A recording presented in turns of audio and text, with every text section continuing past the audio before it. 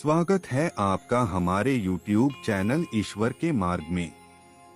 आज हम आपके लिए लेकर आए हैं एक अत्यंत अद्भुत और रहस्यमयी विषय। क्या वेदों में दूसरी दुनियाओं के प्राणियों का उल्लेख है? ऐसे प्राणी जो हमारी आंखों से नहीं दिखते, लेकिन जिनकी छाया हमारे प्राचीन ग्रंथों में आज भी मौजूद है। अगर मैं आपसे कहूं कि इंसान इस ब्रह्मांड में अकेला नहीं है, और इसका सबूत आधुनिक साइंस में नहीं बल्कि हजारों साल पुराने वेदों में छुपा है, तो क्या आप यकीन करेंगे? वेद यह स्पष्ट कहते हैं कि यह सृष्टि केवल पृथ्वी तक सीमित नहीं है। मनुष्य जिस संसार को देख पाता है वह पूरे ब्रह्मांड का बहुत छोटा सा हिस्सा है। वेदों के अनुसार ब्रह्मांड अनेक लोकों में विभाजित है और हर लोक में अलग प्रकार के प्राणी, अलग चेतना और अलग नियम हैं। मनुष्य की इंद्रियां सीमित हैं, इसलिए वह केवल उसी को देख सकता है जो स्थूल रूप में हो। जो सूक्ष्म है, ऊर्जामय है या उच्च आयाम में है, वह हमारी आंखों से उजड़ रहता है। देव उच्च आयामी प्राणी, हायर डायमेंशनल बीइंग्स। वेदों में देवताओं को कभी भी साधारण मनुष्य की तरह नहीं दिखाया गया। उनका शरीर न तो पूरी तरह भौतिक था और न ही नश्वर। वेद कहते हैं कि देव प्रकाश से बने हुए प्राणी थे, जिनका अस्तित्व ऊर्जा और चेतना के स्तर पर था। यही कारण है कि वे अचानक प्रकट हो जाते थे और उसी तरह अदृश्य भी हो जाते थे। यह गुण आज की भाषा में हायर डायमेंशन में रहने वाले प्राणियों से मेल खाता है।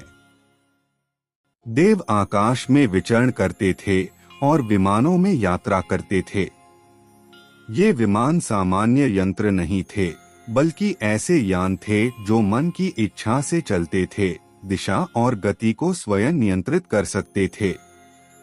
वेदों में इन विमानों का वर्णन इतना उन्नत है कि आधुनिक विज्ञान भी आज उसी दिशा में सोच रहा है।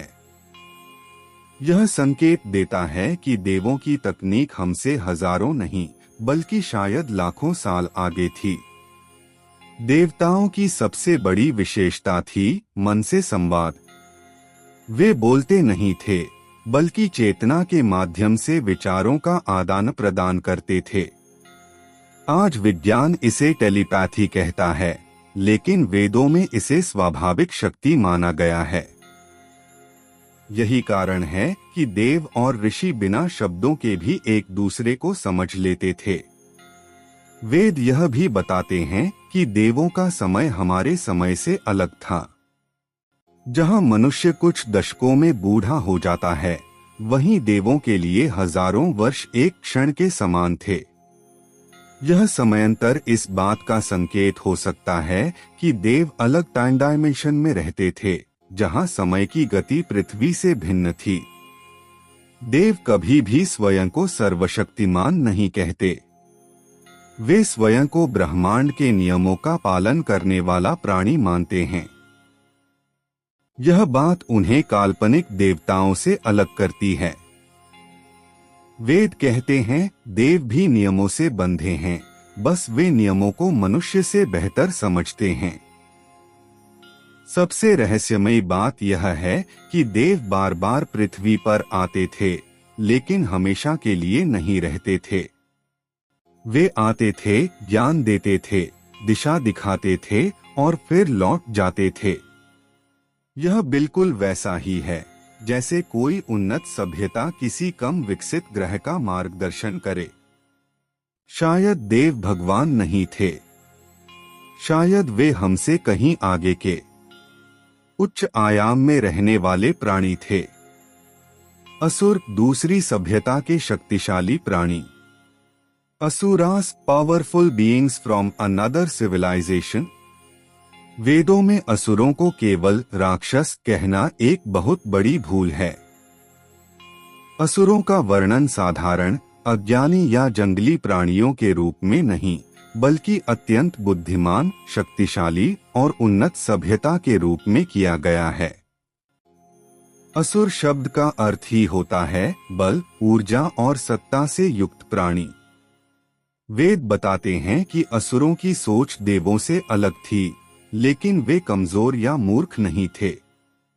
असुरों की सबसे बड़ी विशेषता थी उनका वैज्ञानिक और तार्किक दृष्टिकोण।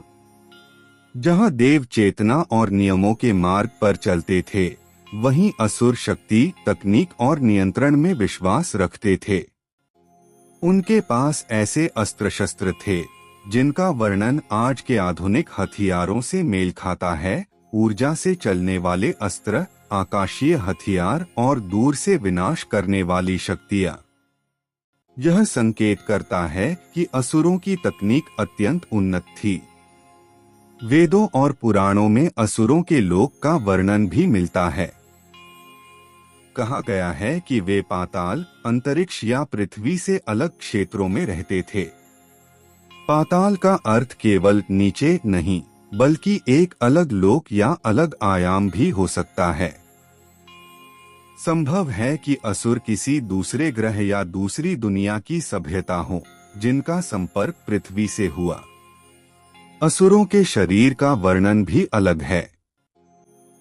वे विशालकाय, शक्तिशाली और कभी-कभी भयानक दिखते थे। लेकिन यह भयानक रूप शायद हमारी दृष्टि का भ्रम हो सकता है। इतिहास गवाह है, जो प्राणी हमसे अलग दिखता है, मानव उसे डरावना मान लेता है। हो सकता है असुरों की जैविक संरचना मनुष्य से अलग हो, जैसे आज हम एलियंस की कल्पना करते हैं। असुर देवों से युद्ध करते थे, लेकिन यह युद्ध केवल अच्छाई और बुराई का नहीं था। यह युद्ध था दो अलग सभ्यताओं और दो अलग विचारधाराओं का। एक ओर देव, जो संतुलन और नियमों को मानते थे, दूसरी ओर असुर, जो शक्ति और विस्तार में विश्वास रखते थे। यह ठीक वैसा ही है जैसे दो उन्नत सभ्यताओं के बीच संसाधनों और प्रभाव को लेकर संघर्ष। सबसे रोचक बात यह है कि कई असुर, जैसे प्रहलाद, बलि और विभीषण, अत्यंत धर्मपरायण और ज्ञानी बताए गए हैं। इसका अर्थ यह है कि असुर जाति पूरी तरह बुरी नहीं थी। वे भी ज्ञान, तप और साधना करते थे। यह संकेत देता है कि असुर सिर्फ एक विलेन नहीं, बल्कि एक पूर्ण विकसित सभ्यता थे। वेद कभी यह नहीं कहते कि असुर काल्पनिक थे। वेद बस इतना कहते हैं कि मनुष्य की चेतना सीमित है। जब मनुष्य किसी उन्नत शक्ति या अज्ञात सभ्यता को समझ नहीं पाता, तो वह उसे राक्षस कह देता है। संभव है कि असुर वही हों, जिन्हें आज की दुनिया एंशिएंट एलियंस या एडवांस्ड एक्स्ट्राटेरेस्ट्रियल सिविलाइजेशन कहती है। शायद असुर राक्षस नहीं थे। शायद वे एक ऐसी सभ्यता थे जो शक्ति में हमसे बहुत आगे थी और सोच में हमसे बिल्कुल अलग। नाग, रहस्यमयी बुद्धिमान जाति। Nagas, mysterious intelligent species. वेदों और प्राचीन ग्रंथों में नागों का उल्लेख केवल सांप के रूप में नहीं किया गया है। नागों को एक अत्यंत रहस्यमयी, बुद्धिमान और उन्नत जाति के रूप में वर्णित किया गया है। नाग शब्द यहाँ सिर्फ सर्प नहीं, बल्कि एक अलग प्रजाति का संकेत देता है, जिनकी सोच, शरीर और शक्ति मनुष्य से बिल्कुल भिन्न थी। नागों का निवास नागलोक या पाताल लोक बताया गया है। लेकिन पाताल का अर्थ केवल पृथ्वी के नीचे की गुफाएं नहीं है। वेदों में पाताल को एक अलग दुनिया, अलग आयाम या भूमिगत उन्नत सभ्यता के रूप में भी समझा जा सकता है। यह संभव है कि नाग पृथ्वी के ऐसे हिस्सों में रहते हों जहां मनुष्य आज भी नहीं पहुंच पाया। नागों का स्वरूप अत्यंत रोचक है। कई ग्रंथों में वे आधे मानव और आधे सर्प के रूप में वर्णित हैं। यह संकेत करता है कि नाग कोई हाइब्रिड स्पीशीज हो सकते हैं जिनकी जैविक संरचना मनुष्य से अलग थी। उनकी आंखें तेज, शरीर शक्तिशाली और चेतना अत्यंत विकसित बताई गई है। आज की आधुनिक दुनिया में जिसे रेप्टिलियन बीइंग्स कहा जाता है, उसका वर्णन वेदों में पहले से मौजूद है। नागों को केवल शक्तिशाली नहीं बल्कि अत्यंत बुद्धिमान और ज्ञान का रक्षक कहा गया है। शेषनाग स्वयं भगवान विष्णु का आसन है और वासुकी जैसे नाग समुद्र मंथन जैसे ब्रह्मांडीय कार्यों में शामिल रहे हैं। यह दर्शाता है कि नागों की भूमिका केवल युद्ध या भय तक सीमित नहीं थी, बल्कि वे ब्रह्मांडीय संतुलन बनाए रखने में भी सहायक थे। वेदों में यह भी कहा गया है कि नाग पृथ्वी की ऊर्जा रेखाओं से जुड़े हुए हैं। कई प्राचीन मंदिर, तीर्थ और शक्तिपीठ नागों से जुड़े माने जाते हैं। यह संकेत करता है कि नागों को पृथ्वी की ऊर्जा, चुंबकीय शक्ति और प्राकृतिक संतुलन का गहरा ज्ञान था। आज साइंस जिस अर्थ एनर्जी ग्रेड की बात करती है, वही ज्ञान नागों के पास पहले से था। नागों के पास रूप बदलने की क्षमता भी बताई गई है। वे कभी मानव रूप में प्रकट होते थे और कभी अपने वास्तविक स्वरूप में। यही कारण है कि वे मनुष्यों के बीच रहते हुए भी पहचान में नहीं आते थे। यह गुण उन्हें अत्यंत रहस्यमय बनाता है और यह संकेत देता है कि वे एडवांस्ड कॉन्शियस बीइंग्स थे। सबसे चौंकाने वाली बात यह है कि नागों को कभी पूर्ण रूप से बुरा नहीं कहा गया। वे कभी रक्षक बने, कभी शिक्षक और कभी विनाशक। यह दिखाता है कि नाग किसी कथा के खलनायक नहीं, बल्कि एक स्वतंत्र, उन्नत और संतुलन प्रिय जाति थे। उनका उद्देश्य सत्ता नहीं, बल्कि संतुलन और ज्ञान था। वेद यह नहीं कहते कि नाग समाप्त हो गए। वेद बस इतना संकेत देते हैं कि कुछ जातियां दृष्टि से ओझल हो जाती हैं, समाप्त नहीं। हो सकता है नाग आज भी अस्तित्व में हो, किसी और लोक में, किसी और आयाम में, या शायद यहीं हमारे आसपास, लेकिन हमारी समझ से परे। शायद नाग केवल कथा नहीं थे, शायद वे पृथ्वी की सबसे प्राचीन, सबसे बुद्धिमान और सबसे रहस्यमयी जाति थे। गंधर्व ध्वनि और कंपन से जुड़े प्राणी। Gandharvas beings of sound and vibration. वेदों में गंधर्वों का उल्लेख साधारण गायक या संगीतकार के रूप में नहीं किया गया है। गंधर्व एक ऐसी रहस्यमयी जाति थे जिनका अस्तित्व ध्वनि, कंपन और चेतना से जुड़ा हुआ था। वेद बताते हैं कि गंधर्व ऐसे प्राणी थे जो संगीत को केवल कला नहीं, बल्कि शक्ति की तरह उपयोग करते थे। उनके लिए ध्वनि मनोरंजन नहीं, बल्कि ब्रह्मांड को प्रभावित करने का माध्यम थी। गंधर्वों का लोक गंधर्वलोक कहलाता था, जो स्वर्ग और पृथ्वी के बीच स्थित माना जाता है। यह लोक पूरी तरह भौतिक नहीं था और न ही पूरी तरह अदृश्य।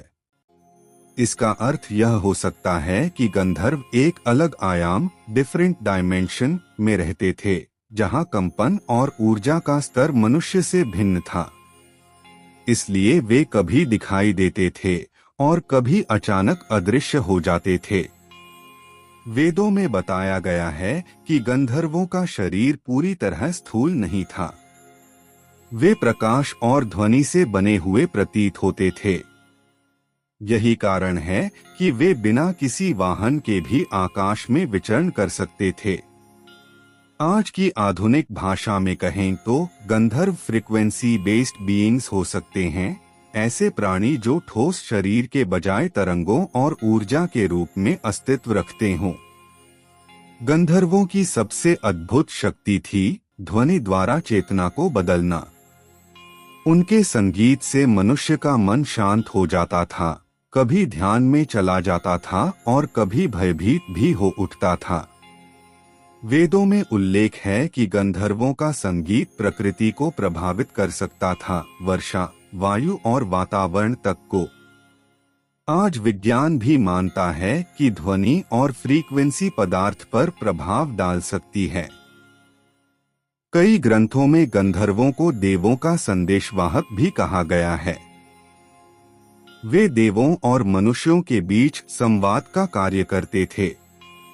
इसका अर्थ यह हो सकता है कि गंधर्व दो दुनियाओं के बीच संपर्क स्थापित करने वाले प्राणी थे। जैसे आज साइंस सिग्नल और वेव्स के जरिए संपर्क करती है, वैसे ही गंधर्व ध्वनि और चेतना के माध्यम से संवाद करते थे। गंधर्वों के पास रूप बदलने की क्षमता भी बताई गई है।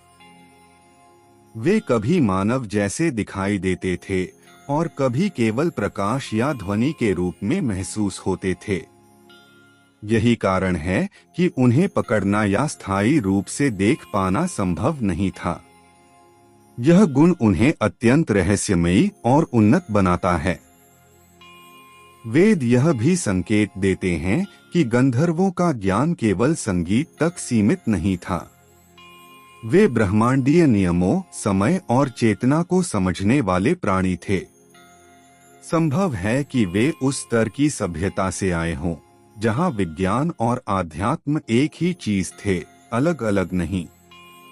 सबसे रहस्यमयी बात यह है कि गंधर्वों को कभी पूर्ण रूप से देव या मानव नहीं कहा गया। वे दोनों के बीच थे। यह संकेत देता है कि गंधर्व एक इंटरडायमेंशनल जाति थे, न पूरी तरह भौतिक न पूरी तरह आध्यात्मिक। वेद यह नहीं कहते कि गंधर्व समाप्त हो गए।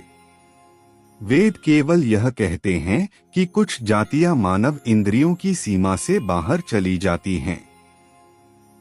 हो सकता है गंधर्व आज भी मौजूद हों, हर उस ध्वनि में, हर उस कंपन में जिसे हम महसूस तो करते हैं लेकिन देख नहीं पाते।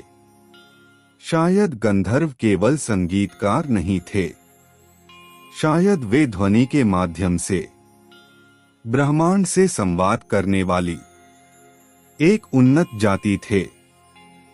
यक्ष और किन्नर रूप बदलने वाले प्राणी। यक्ष एंड किन्नारास शेप शिफ्टिंग बीइंग्स। वेदों और प्राचीन ग्रंथों में यक्ष और किन्नरों का उल्लेख साधारण मानव या देवता के रूप में नहीं किया गया है। ये दोनों ही ऐसी रहस्यमयी जातियां थीं जिनकी सबसे बड़ी विशेषता थी रूप बदलने की क्षमता। वे जिस लोक से आते थे वह न पूरी तरह पृथ्वी था और न ही पूर्ण रूप से स्वर्ग, बल्कि दोनों के बीच स्थित एक गूढ़ संसार था। यक्ष गुप्त शक्तियों और ज्ञान के रक्षक। यक्ष गार्डियंस ऑफ हिडन नॉलेज। यक्षों को वेदों में गुप्त धन, दिव्य ऊर्जा और रहस्यमयी स्थानों का रक्षक बताया गया है।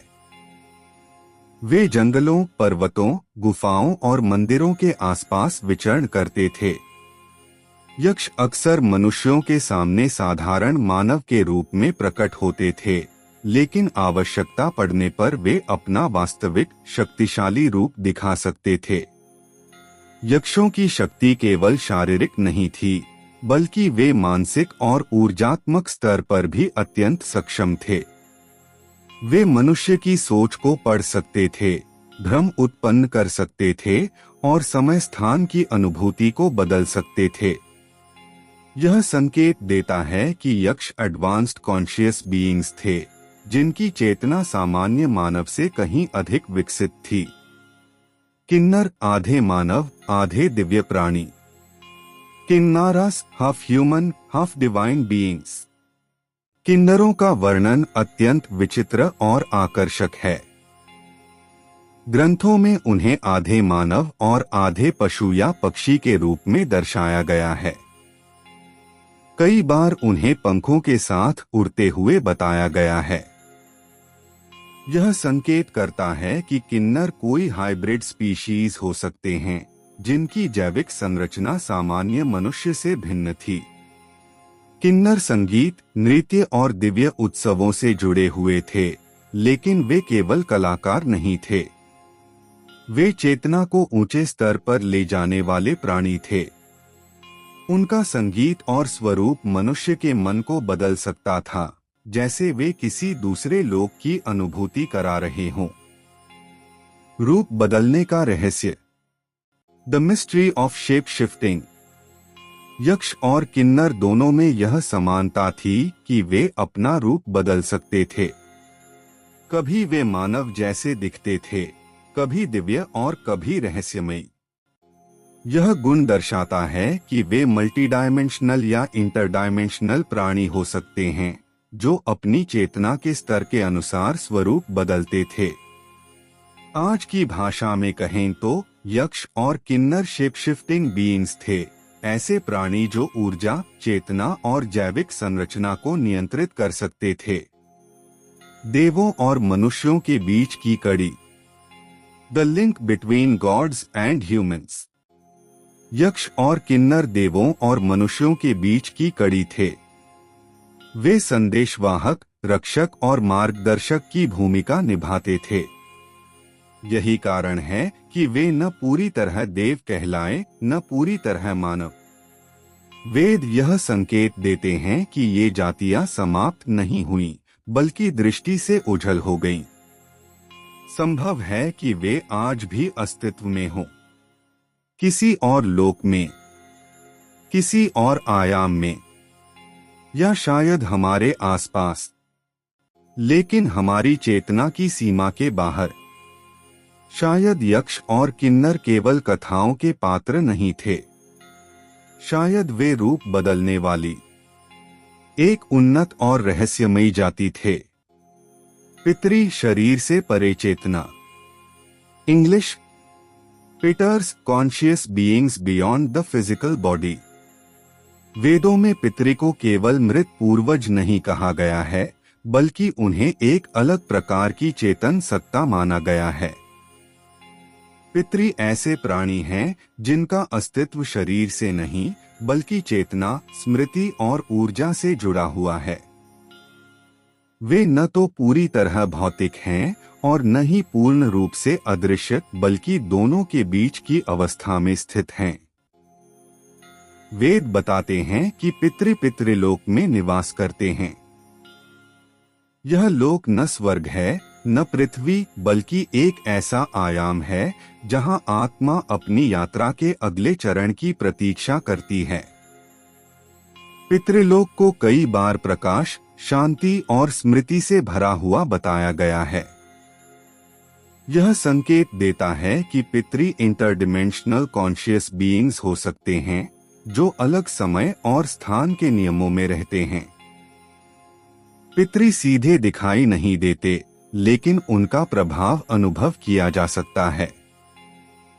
वे स्वप्न के माध्यम से संकेत देते हैं, मन में अचानक आने वाले विचारों के रूप में मार्गदर्शन करते हैं और कठिन समय में अदृश्य सहायता प्रदान करते हैं। वेद कहते हैं कि पितरी हमारे साथ ऊर्जात्मक संबंध में जुड़े रहते हैं, चाहे शरीर छूट चुका हो।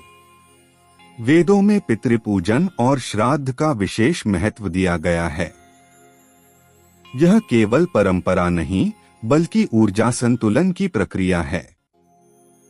जब हम पितरी को स्मरण करते हैं, तो हमारी चेतना और उनकी चेतना के बीच एक सेतु बनता है। यह सेतु दोनों लोकों को जोड़ता है, भौतिक और सूक्ष्म। पितरी न तो देव हैं और न ही मानव। वे एक संक्रमण अवस्था में स्थित चेतन प्राणी हैं। वेद संकेत देते हैं कि हर आत्मा इस अवस्था से गुजरती है, जब तक वह अगले लोक या अगले जन्म के लिए तैयार न हो जाए। यही कारण है कि पितरी को सम्मान दिया गया है, क्योंकि वे भविष्य और अतीत के बीच की कड़ी हैं। सबसे रहस्यमयी बात यह है कि वेद यह नहीं कहते कि पितरी कमजोर हैं। पितरी के पास भी अपनी सूक्ष्म शक्तियां होती हैं। वे परिवार, वंश और संतानों की रक्षा करते हैं।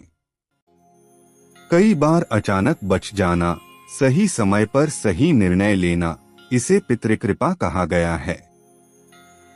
वेदों के अनुसार पितृ का अस्तित्व यह सिद्ध करता है कि मृत्यु अंत नहीं है। मृत्यु केवल शरीर का त्याग है, चेतना का नहीं। चेतना यात्रा करती है, रूप बदलती है और नए आयामों में प्रवेश करती है। शायद पितृ केवल यादें नहीं हैं, शायद वे आज भी हमारे साथ ऊर्जा और चेतना के रूप में मौजूद हैं। वेद यह कभी नहीं कहते कि मनुष्य ब्रह्मांड में अकेला है। वेद कहते हैं मनुष्य अभी विकास की एक अवस्था में है। जैसे जैसे चेतना बढ़ेगी, वैसे वैसे दूसरे लोक और दूसरे प्राणी समझ में आने लगेंगे। अगर आपको हमारा ये वीडियो पसंद आया हो तो वीडियो को लाइक करें, चैनल ईश्वर के मार्ग को सब्सक्राइब करें और ऐसी ही रहस्यमयी और ज्ञानवर्धक वीडियो के लिए बेल आइकन दबाना न भूलें। इस वीडियो को अपने मित्रों और परिवार के साथ जरूर शेयर करें।